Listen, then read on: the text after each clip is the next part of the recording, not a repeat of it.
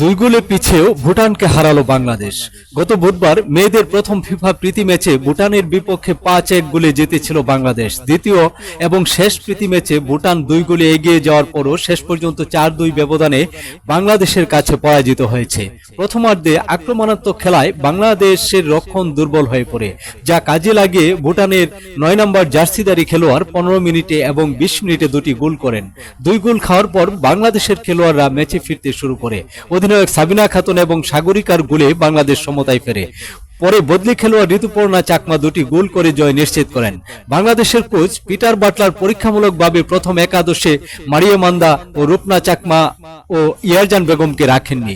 গোলরক্ষকের দায়িত্বে ছিলেন মিলি আক্তার, যাকে 60 মিনিটে পরিবর্তন করে রূপনা চাকমাকে মাঠে নামানো হয়। ঋতুপর্ণা ও মারিয়া মান্দা মাঠে নামার পর দলের খেলার মান বৃদ্ধি পায়। অক্টোবরে নেপালে অনুষ্ঠিতব্য সাব চ্যাম্পিয়নশিপের প্রস্তুতি হিসেবে এই ম্যাচ দুটি